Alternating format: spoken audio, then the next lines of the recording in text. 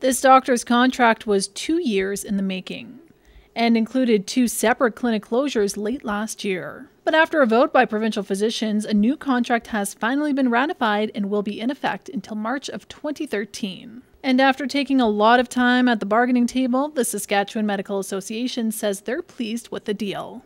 It was a long negotiations process, and we had plenty of opportunity along the way to meet with our members and get their input. And definitely the offer that we received was shaped by their feedback and direction, and I think members recognize that. Taking the contracts to the Cypress Health region, the new agreement will help with an ongoing problem of securing doctors who will work in rural communities. We need to be able to offer fair compensation for physicians. Oftentimes, if we can get people to rural Saskatchewan, they understand what it is that we love about this part of the province, and they're more willing to make that commitment for a longer term. After-hours care was a hot topic on the bargaining table, with rural physicians saying they simply weren't paid enough money for this service. Doctors will receive an increase for this care, and the new contracts offer other incentives specific to rural physicians.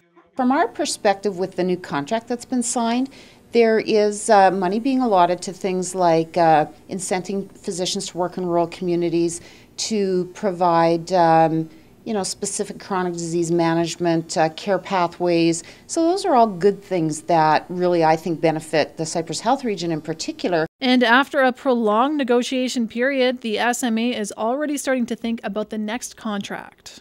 This was one of the longest, if not the longest, contract negotiations the SMA has had. So certainly we wouldn't be looking for a repeat of that. We'd certainly want to get things settled quicker in the next round of bargaining.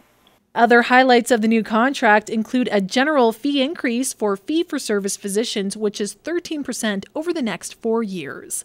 This is worth about $55 million over the term of the contract, and the SMA says it will help cover the general costs of running facilities. For Southwest TV News, I'm Kara Repke.